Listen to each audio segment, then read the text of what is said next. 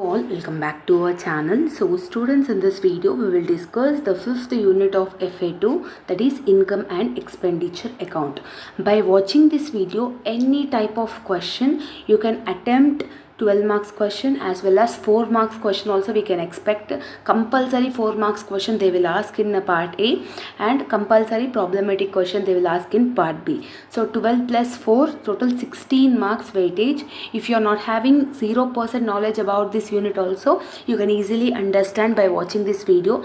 All you need to do is don't skip the video and watch till the end, then only you will understand. Okay, so first you need to know about what are the things you need to take as income, what are the things you need to take as an expenditure. Got it? See this question. The following is the summary of receipts and payments of Bombay Sports Club.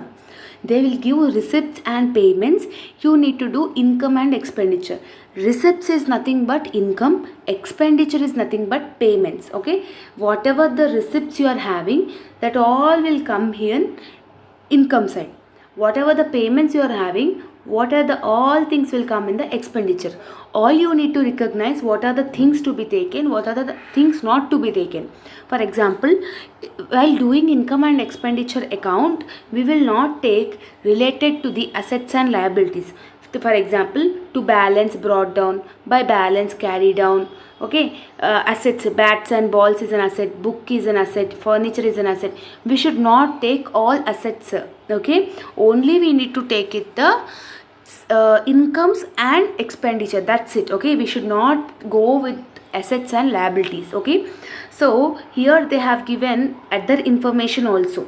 Subscription includes 700 of previous year, 1200 of future year. So as I have already discussed in the short questions video, subscriptions you need to deduct it.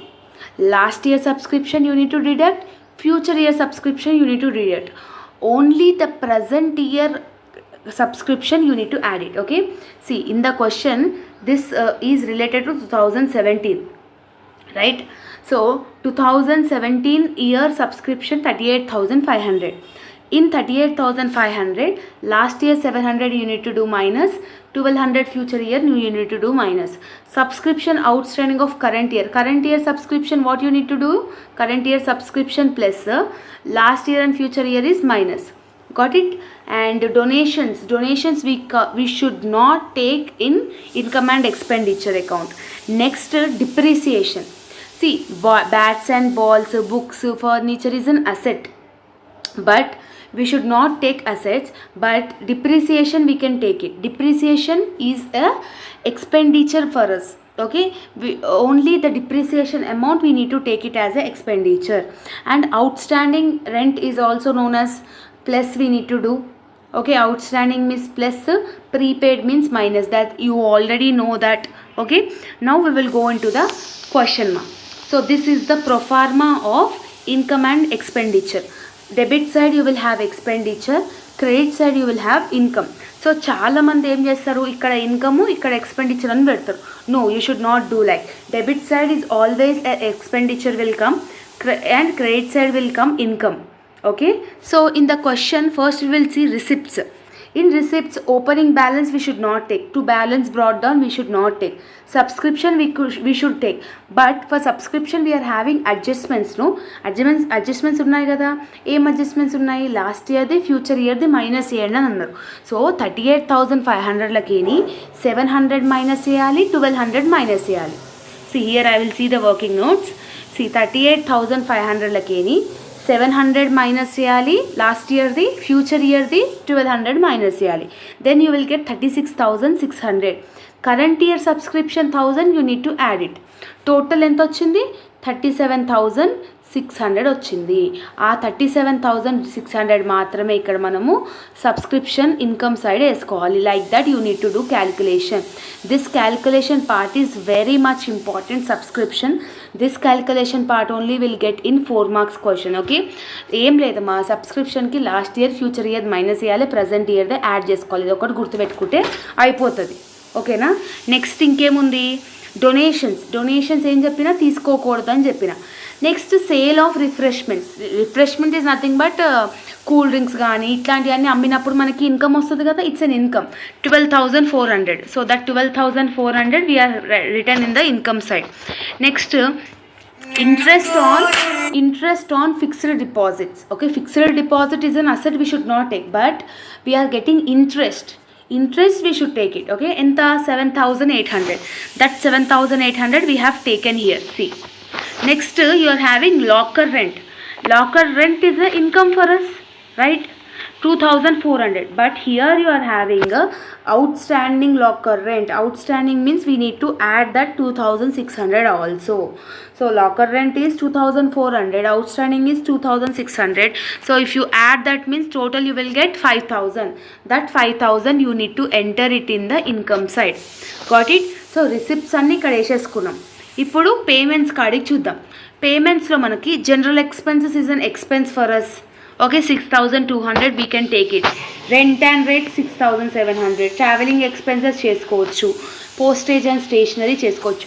ఇప్పుడు ఇంకొక detail చెప్పాలంటే మనం final accounts semester 1లో final అకౌంట్స్లో PNL అకౌంట్లో ఏవైతే expenses వేసుకుంటామో అవన్నీ ఇక్కడ వేసుకోవచ్చు.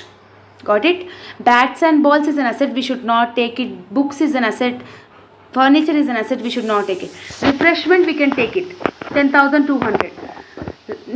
న్యూస్ పేపర్ పీరియాడికల్స్ అంటే daily newspaper 1960 you can take it. By balance carried on తీసుకోకూడదు. అవన్నీ ఇక్కడ వేసుకున్నాం. ఇక్కడ రెంట్ అండ్ రేట్స్కి అడ్జస్ట్మెంట్ ఉంది కదా, అవుట్ స్టాండింగ్ రెంట్ 300 యాడ్ చేసుకుని వేసుకున్నాం. ట్రావెలింగ్ ఎక్స్పెన్స్ వేసుకున్నాం, postage stationery, newspaper, here in the adjustment side we are having depreciation 5% on books and furniture. Books amount 7,800 ఉంది. 7,800కి 5% చేస్తే 390 వస్తుంది. ఫర్నిచర్కి 9,400కి 5% చేస్తే 470. We are not taking the asset amount, we are taking the only depreciation amount. Okay, ఇదంతా అయిపోయినాక ఏం చేయండి, debit ఎక్కువ ఉందా క్రెడిట్ ఎక్కువ ఉందా చూడండి. So here in this question credit amount is more, that is 62,800 వచ్చింది.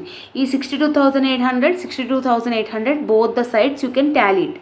62,800లకేని ఇవన్నీ మైనస్ చేయండి. Whatever the expenditure we have calculated ఆ అమౌంట్స్ అన్నీ మైనస్ చేస్తే బ్యాలెన్సింగ్ ఎంత, 29,400.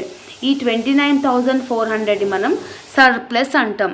సో డెబిట్ సైడ్ తక్కువ వస్తే మనం సర్ప్లస్ అంటాము, క్రెడిట్ సైడ్ తక్కువ వస్తే మనం డెఫిసిట్ అంటాం. సో సర్ప్లస్ వచ్చిందా డెఫిసిట్ వచ్చిందా? సర్ప్లస్ వచ్చింది, బికాజ్ ఎక్స్పెండిచర్ సైడ్ తక్కువ ఉంది కాబట్టి మనకి అది ఇన్కమ్ అని అర్థం. ఒకవేళ ఇన్కమ్ సైడ్ తక్కువ ఉంటే deficit is nothing but expenses. So ఈ సర్ప్లస్ డెఫిసిట్ అనేది మీరు కంపల్సరీగా రాయాలి. ఓకేనా? ఇన్కమ్ అండ్ ఎక్స్పెండిచర్ అర్థమవుతానే మీరు బ్యాలెన్స్ షీట్తో సహా చేయవచ్చు. ఓకేనా students? This is your homework question from the following receipts and payments. So you do practice this one. Here you are having adjustments also. Opening balance తీసుకుంటామా? తీసుకోకూడదు. Okay, so you should not take. Donations no take.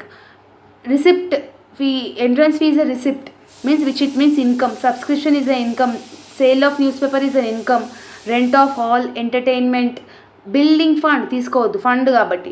Tournament fund తీసుకోవద్దు, ఎందుకంటే అది assets కాబట్టి. Life membership fee ఇవన్నీ తీసుకోవచ్చు. Payment side rent, salaries, tax, additions to books, outstanding expenses, printing and stationery. Electric installation is an asset, you should not take it. Sundry expenses, tournament expenses, balance carried on తీసుకోవద్దు. ఇక్కడ adjustments ఏం అడిగాడు? It was ascertain that 16,000 was outstanding subscription. Outstanding అంటే ఏం చేయాలి? Add చేసుకోవాలి. So subscription 76,000 ఉంది, 76,000కి 16,000 యాడ్ చేసుకోవాలి. Got it? And 3,600 for lecture hall. Lecture hall ఏదైతే ఉందో రెంట్ ఆఫ్ హాల్ 8,320కి ఇది 6,000 యాడ్ చేసుకోవాలి, అవుట్ స్టాండింగ్ కాబట్టి. ప్రీపెయిడ్ ఇన్సూరెన్స్ మైనస్ చేయాలి. అవుట్ స్టాండింగ్ ఎక్స్పెన్సెస్ సన్రీ ఎక్స్పెన్సెస్కి యాడ్ చేసుకోవాలి. Like that you need to do. ఇక్కడ డిప్రిసియేషన్ అమౌంట్ డైరెక్ట్గా ఇచ్చేసిండుమా. డైరెక్ట్గా ఎంత ఇచ్చిండు? 3,600, 4,000 ఇచ్చిండు. సో డైరెక్ట్గా వేసేసుకోండి, మీరేం క్యాలిక్యులేషన్ చేయాల్సిన అవసరం లేదు. సో ఇది ఆన్సరు. సో ఆన్సర్ ఉందని చూసుకుంటా చేయకండి. ఇక్కడ వాడు డొనేషన్స్ తీసుకున్నాడు. ఇక్కడ వాడు డొనేషన్స్ తీసుకున్నాడు, మీరు తీసుకోకుండా చేయండి. డొనేషన్స్ ఎప్పుడైనా మనం ఇన్కమ్ అండ్ ఎక్స్పెండిచర్లో తీసుకోవద్దు. ఇక్కడ ఎందుకు తీసుకున్నాడు అంటే ఆ రెవెన్యూ చాలా తక్కువ ఉందని చెప్పేసి తీసుకున్నాడు, కానీ మోస్ట్లీ మీరు తీసుకోవద్దు. Donations is a liability, you should not take it. Okay, so donations లేకుండా మీరు ఆన్సర్ అనేది చెయ్యండి. Got it? This is your homework problem. Now we will go with the standard problems అనమాట. So standard problems is nothing but 12 మార్క్స్కి వచ్చే problem. ఇది 12 మార్క్స్కి వస్తుంది. ఇక్కడ వాడు డేటా ఇచ్చిండు, ఇందులో వాడు ఇన్కమ్ అండ్ ఎక్స్పెండిచర్ చేయంటున్నాడు, బ్యాలెన్స్ షీట్ కూడా చేయంటున్నాడు. సో ఇక్కడ వీడు బ్యాలెన్స్ షీట్ చేయంటున్నాడు, ఇన్కమ్ అండ్ ఎక్స్పెండిచర్ చేయంటున్నాడు. సో ఇక్కడ మనకి ఒక సింపుల్ ట్రిక్ అనేది మీకు చెప్తాను. ఎప్పుడైతే ఫస్ట్ మనం ఇన్కమ్ అండ్ ఎక్స్పెండిచర్ చేద్దాం, so that you will easily get to understand it. Okay, ఇక్కడ మనకి ఓపెనింగ్ బ్యాలెన్స్ ఇచ్చిండు. ఇన్కమ్ అండ్ ఎక్స్పెండిచర్ తీసుకుంటామా? తీసుకోవద్దు. Subscription we can take it. Donations తీసుకోకూడదు. Charity show is an income, తీసుకోవచ్చు. పెయిడ్ ఫర్ మెడిసిన్స్ అని ఇచ్చాడు, తీసుకోవచ్చు. శాలరీస్ తీసుకోవచ్చు. సన్రీ ఎక్స్పెన్సెస్, ఎక్విప్మెంట్ అనేది అసెట్, తీసుకోకూడదు. చారిటీ షో తీసుకోవచ్చు. హానరోరియం కూడా తీసుకోవచ్చు. బ్యాలెన్స్ క్యారీ డౌన్ తీసుకోవద్దు. ఇక్కడ అడ్జస్ట్మెంట్స్లో ఏమి ఇచ్చాడు? సబ్స్క్రిప్షన్ డ్యూ 2017 ఏం చేయాలి? మైనస్ చేయాలి. ఇది డేటా అనేది 2018 మా. సో 2018 సబ్స్క్రిప్షన్ ఏం చేయాలి? యాడ్ చేయాలి. 2017 సబ్స్క్రిప్షన్ ఏం చేయాలి? మైనస్ చేయాలి. Got it? ఇక్కడ స్టాక్ ఆఫ్ మెడిసిన్ కూడా ఇచ్చినాడు. ఓపెనింగ్ స్టాక్ ఇచ్చిండు, క్లోజింగ్ స్టాక్ ఇచ్చిండు, మధ్యలో పర్చేజెస్ కూడా ఇచ్చిండు. దీనికి మనకి అడ్జస్ట్మెంట్ ఉంటుంది, అది కూడా చేయాలి. వాల్యూ ఆఫ్ బిల్డింగ్ ఓపెనింగ్ 80,000 అంటున్నాడు, క్లోజింగ్ 72,000 అంటున్నాడు. అంటే డిప్రిసియేషన్ ఇండైరెక్ట్గా అడిగిండనమాట. సో ఓపెనింగ్ 80,000 పెట్టి ఒక మొబైల్ కొన్నావు, 1 year తర్వాత 72,000 అవుతుంది కదా, అంటే వాడుకున్నందుకు కట్ చేసుకోవా డిప్రిసియేషన్. ఇప్పుడు ఫస్ట్ మనం ఇన్కమ్ అండ్ ఎక్స్పెండిచర్ చేసినాక బ్యాలెన్స్ షీట్ గురించి డిస్కస్ చేద్దాం. ఇన్కమ్ అండ్ ఎక్స్పెండిచర్లో ఇన్కమ్ సైడ్ సబ్స్క్రిప్షన్ తీసుకోవాలి కదా. సబ్స్క్రిప్షన్కి అడ్జస్ట్మెంట్ ఈజ్ దేర్. ఏం అడ్జస్ట్మెంట్ ఉంది? 45,600 ఈజ్ ద సబ్స్క్రిప్షన్ అమౌంట్ కదా. 45,600 ఈజ్ ద అడ్జస్ట్మెంట్ అమౌంట్. ఈ 45,600కి 1000 మైనస్ చేయాలి, ఎందుకంటే లాస్ట్ ఇయర్ కాబట్టి. Then you will get 44,600. అవునా? 44,600కి కరెంట్ ఇయర్ 2000 ఏం చేయాలి? యాడ్ చేయాలి. సో 44,600కి 2000 యాడ్ చేస్తే ఎంత వస్తుంది మనకి? 46,600 వస్తుంది. అదే ఇక్కడ వేసుకుందాం. ఇదంతా అడ్జస్ట్మెంట్లో చూపించాలి. ఓకేనా? నెక్స్ట్ చారిటీ షో తీసుకోవచ్చు కదా. చారిటీ షో 8,000 అంతే ఉన్నాయి. ఇప్పుడు ఎక్స్పెన్సెస్ కాడికి రండి. ఇక్కడ మనకి మెడిసిన్స్ ఎంత ఇచ్చాడు? పెయిడ్ ఫర్ మెడిసిన్స్ 24,000 ఇచ్చాడు. దానికి ఓపెనింగ్ ఇచ్చిండు, క్లోజింగ్ ఇచ్చిండు. అట్లాంటప్పుడు ఏం చేయాలంటే ఫస్ట్ ఓపెనింగ్ ఎంత ఉంది? 8,000 ఉంది. Got it? 8K ఉంది. 8,000 ఓపెనింగ్ స్టాక్ అయినప్పుడు మిడిల్ ఆఫ్ ది ఇయర్ మనం ఎంత పర్చేజ్ చేసినాం? 24,000 పర్చేజ్ చేసినాం. 8,000 ప్లస్ 24,000 ఎంతమా? 32,000. 32,000లకేని 6,000 మైనస్ చేస్తే, అంటే క్లోజింగ్కి వచ్చే వరకు 6,000 స్టాకే మిగిలిందంట. అంటే 6,000 మైనస్ చేస్తే మనం ఎంత మెడిసిన్స్ ఎక్స్పెండిచర్ యూజ్ చేసినాము? 26,000 అనేది యూజ్ చేసినాము. అట్లా మీరు అడ్జస్ట్మెంట్ చేసి వేసుకోవాలి. Stock of medicine opening, closing, మధ్యలో కరెంట్ ఇయర్ తీస్తే opening plus purchases minus closing అనేది చేయాలి. వాల్యూ ఆఫ్ బిల్డింగ్ ఏమైంది? 80,000లకి 72,000 తీసేస్తే డిప్రిసియేషన్ అమౌంట్ ఎంతమా? 8,000. ఆ 8,000 వేసుకున్నాం. చారిటీ షో వేసుకున్నాం, హానరోరియం వేసుకున్నాం, సన్రీ ఎక్స్పెన్స్ వేసుకున్నాం. Got it? డెబిట్ ఎక్కువ ఉందా, క్రెడిట్ ఎక్కువ ఉందా చూసుకో. డెబిట్ సైడ్ ఎక్కువ ఉంది. బోత్ ద సైడ్ 65,200 వేసుకున్నాం. 65,200లకేని 46,600, 8,000 మైనస్ చేస్తే మనకి ఎంత బ్యాలెన్స్ వస్తుంది? 10,600 వస్తుంది. సో ఇన్కమ్ సైడ్ తక్కువ ఉంటే మనం డెఫిసిట్ అంటామన్నా. ఓకేనా? అదే ఎక్స్పెండిచర్ సైడ్ తక్కువ ఉంటే సర్ప్లస్ అని అంటాం. సో డెఫిసిట్ వచ్చిందా మనకి? సర్ప్లస్ వచ్చిందా? డెఫిసిట్ వచ్చింది. So deficit. ఇప్పుడు ఈ డెఫిసిట్ని మనము క్యాపిటల్ ఫండ్కి మైనస్ చేయాలి. ఎట్లా మైనస్ చేయాలి? ఒకవేళ మనము ఇన్కమ్ అండ్ ఎక్స్పెండిచర్ చేసినాక డెఫిసిట్ వస్తే మైనస్ చేసుకోవాలి, సర్ప్లస్ వస్తే యాడ్ చేసుకోవాలి. దేనికి యాడ్ చేసుకోవాలి? క్యాపిటల్ ఫండ్కి. ఏదైనా ఒక క్యాపిటల్ ఫండ్కి. మన క్వశ్చన్లో వాడు క్యాపిటల్ ఫండ్ ఇవ్వలేదు. క్యాపిటల్ ఇచ్చాడా? ఇవ్వలేడు. Then we need to calculate it. So 4th chapter single entry system ఎలా చేసినామో ఇది అలాగే చేసేది ఉంటుంది. ఎప్పుడైతే వాడు క్వశ్చన్లో to balance brought down by balance carry down అని ఇచ్చిండు అనుకో, we need to do opening balance sheet as well as closing balance sheet చేయాలి. ఓపెనింగ్ బ్యాలెన్స్ షీట్లో ఓపెనింగ్ అమౌంట్స్ అన్నీ వస్తాయి. ఎలా అంటే ఇక్కడ చూడండి, ఓపెనింగ్ బ్యాలెన్స్ షీట్ చేసామా, ఇక్కడ ఏమో opening balance to balance brought down అనేది క్యాష్. ఇక్కడ నెక్స్ట్ మీకు ఏముంది, వాల్యూ ఆఫ్ బిల్డింగ్ 80,000 అంటే మనకి అడ్జస్ట్మెంట్లో ఇచ్చాడు కదా వాల్యూ ఆఫ్ బిల్డింగ్. ఎందుకు ఓపెనింగ్ బ్యాలెన్స్ షీట్ చేస్తున్నాము, 2017 బ్యాలెన్స్ కాబట్టి, ఇదంతా 2017కి సంబంధించింది కాబట్టి ఈ 3 మనం ఓపెనింగ్ బ్యాలెన్స్ షీట్లో వేసుకోవాలి. Got it. సో అట్లనే సబ్స్క్రిప్షన్ వేసుకున్నాము, స్టాక్ ఆఫ్ మెడిసిన్ వేసుకున్నాము, వాల్యూ ఆఫ్ బిల్డింగ్ వేసుకున్నాము, క్యాష్ వేసుకున్నాం. ఇక్కడ దిక్కు ఏం లేవు, liability side we are not having anything. So total చేస్తే 94,600 యూ విల్ గెట్. ఫ్రమ్ 94,600 ఇక్కడ ఏం లేదు, zero. So balance carry down ఎంత, బ్యాలెన్సింగ్ ఫిగర్ 94,600. దాన్ని మనం క్యాపిటల్ ఫండ్ అని అంటాం.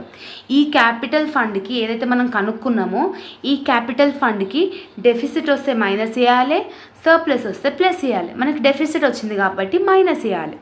ఎట్లా చేస్తాము, ఇప్పుడు క్లోజింగ్ బ్యాలెన్స్ షీట్ చేయి. క్లోజింగ్ బ్యాలెన్స్ షీట్లో లయబిలిటీ సైడ్ ఫస్ట్ చూడండి, క్యాపిటల్ ఫండ్ 94,600 ఉంది. డెఫిసిట్ ఎంత వచ్చింది మనకి, 10,600 వచ్చింది. 94,600లకి 10,600 మైనస్ చేస్తే 84,600 వస్తుంది. Got it. అందులోకి డొనేషన్స్ ఏవైతే ఉన్నాయో 11,600 అది యాడ్ చేసుకోవాలి. ఎందుకంటే మనము క్వశ్చన్లో donations is always a liability అని చెప్పినా కదా, అంటే ఇది మనం 2018 బ్యాలెన్స్ షీట్ చేస్తున్నాం. 2018కి సంబంధించిన సబ్స్క్రిప్షన్ డ్యూ, 2018కి సంబంధించిన స్టాక్ ఆఫ్ మెడిసిన్, ఎక్విప్మెంట్ ఉంది, వాల్యూ ఆఫ్ బిల్డింగ్ ఉంది, క్యాష్ ఉంది. Cash is nothing but balance carry down ఉంది చూడు, ఇవన్నీ వేయాలి. ఇవన్నీ యాడ్ చేసుకుంటే 95,600, ఇవన్నీ యాడ్ చేసుకుంటే 95,600. ఎప్పుడైతే బ్యాలెన్స్ షీట్ టాలీ అవుతుందో అప్పుడు మీరు చేసిన ఆన్సర్ కరెక్ట్ అని అర్థం. ఒకవేళ క్వశ్చన్లో క్యాపిటల్ ఫండ్ ఇచ్చిండు అనుకో, మనము ఓపెనింగ్ బ్యాలెన్స్ షీట్ చేయాల్సిన అవసరం లేదు. ఓపెనింగ్ బ్యాలెన్స్ షీట్ ఎందుకు చేసినాము, మనం క్యాపిటల్ ఫండ్ని కనుక్కోనికి. Opening balance sheet, closing balance sheet ఏ టైంలో చేస్తామంటే వాడు క్వశ్చన్లో balance brought down, balance carry down అని ఇస్తే చేస్తాం. Got it. ఇప్పుడు ఈ క్వశ్చన్ చూడండి, from the following trial balance, debit balance ఇచ్చిండు, క్రెడిట్ బ్యాలెన్స్ ఇచ్చిండు. అంటే ఇక్కడ మీకు ఇవన్నీ ఎక్స్పెండిచర్ ఇచ్చిండు, ఇవన్నీ ఇన్కమ్స్ ఇచ్చిండు. Fees is nothing but incomes, ఇవి salaries, stationeries nothing but expenditure. ఓకేనా. సో దాన్ని బట్టి మీరు చూసుకొని చేసుకోవాలి. ఇక్కడ మనం బిల్డింగ్స్, ఫర్నిచర్ తీసుకోము, లైబ్రరీ బుక్స్ తీసుకోము, ఇన్వెస్ట్మెంట్ తీసుకోము, బికాజ్ ఇట్స్ అన్ అసెట్ కాబట్టి. ఇన్కమ్ అండ్ ఎక్స్పెండిచర్ చేసేటప్పుడు మనం తీసుకోకూడదు. శాలరీస్ తీసుకోవచ్చు, స్టేషనరీ తీసుకోవచ్చు, ఇవన్నీ తీసుకోవచ్చు. ఓకేనా. జనరల్ ఎక్స్పెన్సెస్ కూడా తీసుకోవచ్చు, అడ్మిషన్ ఫీజు తీసుకోవచ్చు, అదర్ ఫీజ్ రిసీవ్ తీసుకోవచ్చు, creditors is a liability we should not take it, rent for all తీసుకోవచ్చు, మిస్లీనియస్ రిసిప్ట్ తీసుకోవచ్చు, గవర్నమెంట్ గ్రాంట్స్ తీసుకోవచ్చు, general fund is an asset. ఇక్కడ మనకి ఓపెనింగ్ బ్యాలెన్స్, క్లోజింగ్ బ్యాలెన్స్ ఇవ్వలేడు, కానీ అట్లాంటప్పుడు వాడు ఫండ్ ఇస్తాడు. సో మనకి ఇన్కమ్ అండ్ ఎక్స్పెండిచర్ చేసేటప్పుడు ఇన్కమ్ సర్ప్లస్ వచ్చినా, డెఫిసిట్ వచ్చినా ఈ జనరల్ ఫండ్కి మనము యాడ్ అయినా మైనస్ అయినా తీసుకోవాలి. సో ఇక్కడ ఆన్సర్ చూడండి, ఇట్లా చేసినా చూడండి. ఓకేనా. సో జస్ట్ మనం ఇంతకుముందుకు ఎలా, ఇక్కడ సర్ప్లస్ వచ్చింది, సర్ప్లస్ వచ్చింది 1,12,500.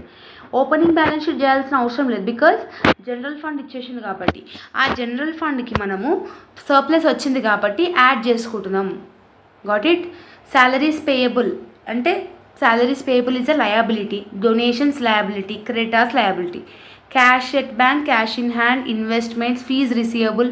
బిల్డింగ్స్కి సేమ్ మనం బ్యాలెన్స్ షీట్ ఎట్లా చేస్తామో బిల్డింగ్స్కి డిప్రిసియేషన్ అమౌంట్ అవన్నీ చూసుకొని చేసుకోవాలి. ఓకేనా. సో శాలరీస్ పేయబుల్ అంటే లయబిలిటీ, ఫీజ్ రిసీవబుల్ అంటే అసెట్ అని గుర్తుపెట్టుకోండి. అది తీసుకుపోయి ఇన్కమ్ అండ్ ఎక్స్పెండిచర్లో వేసుకోకూడదు. Got it. ఇది నెక్స్ట్ క్వశ్చన్. ఇట్లాంటి క్వశ్చన్స్ మీకు లాంగ్లో అడగడం జరుగుతుంది. సో ఈ 26th క్వశ్చన్ కూడా సేమే ఉంటుంది, ఇది మీరు ప్రాక్టీస్ చేయండి. సో ఇందులో ఇక్కడ మనకి balance brought down, balance carry down అని ఇచ్చిండు. అంటే మనము ఓపెనింగ్ బ్యాలెన్స్ చేయాలి, క్లోజింగ్ బ్యాలెన్స్ చేయాలి, బికాజ్ ఇక్కడ ఫండ్స్ కూడా ఇవ్వలేడు. మనం దేనికి సర్ప్లస్ వస్తే యాడ్ చేస్తావు, దేనికి డెఫిసిట్ వస్తే మైనస్ చేస్తావు కదా. అంటే ఓపెనింగ్ బ్యాలెన్స్ షీట్ చేయాలి, క్లోజింగ్ బ్యాలెన్స్ షీట్ చేయాలి. Got it. అడ్జస్ట్మెంట్స్ ఉన్నాయి, ఆన్సర్ కూడా స్క్రోల్ చేస్తున్నా. Without seeing answers first you write it, then ఏమైనా డౌట్ ఉంటే చూడండి. మీకు ఈ వీడియో అర్థమవుతుందని అనుకుంటున్నాను. ఓకేనా స్టూడెంట్స్. సో ఇది closing balance sheet and subscription. అంటే ఇంకొకటి ఏంటంటే ఇది ఏమంటారు, వర్కింగ్ నోట్స్కి ఇట్లా డబ్బాలు వేసి చేయాలని రూల్ అయితే లేదు. సబ్స్క్రిప్షన్కి ఇప్పుడు వాళ్ళు డబ్బా వేసి చేసేది. నార్మల్గా మీరు వర్కింగ్ నోట్స్ ఎలా చేస్తారో అలా చేసి చూపియండి. అండ్ ఎక్విప్మెంట్ ఓపెనింగ్ ఇచ్చినాడు, purchase 8,400, same stock of medicines లాగా opening plus purchases minus closing చేస్తే ఎక్విప్మెంట్ యూజ్డ్ ఎంత 3,400. సో అలా చేసుకోవాలి. ఇవి ఏవైతే ఉన్నాయో ఈ 18th క్వశ్చన్ ఇది మొత్తం హోంవర్క్ అనమాట. ఇది చూడకుండా ట్రై చేయండి. సో ఇక్కడ మీకు సర్ప్లస్ వస్తుంది 48,900, బ్యాలెన్స్ షీట్ 87,900తో టాలీ అవ్వాలి. అలా చేస్తే మీరు చేసిన ఆన్సర్ కరెక్ట్. సో ఇవి స్క్రోల్ చేస్తున్న ఏవైతే ఉన్నాయో ఇవన్నీ మీరు ప్రాక్టీస్ చేస్తే 5th చాప్టర్ నుంచి ఎలాంటి క్వశ్చన్ వచ్చినా కూడా మీరు ఈజీగా అటెంప్ట్ అనేది చేయొచ్చు. Hope you got understand this video. If you're having any doubts, you can comment down in the comment section. And video the explanation మీకు అర్థమైందా లేదా అనేది కూడా కమెంట్ చేయండి. All the very best for your tomorrow's examination ma. And if you like this video, then do like, share, comment and subscribe to our channel and share with all your friends and groups, because this video will be useful for them also. Okay, so all the very best once again. See you all in next video. Bye bye students.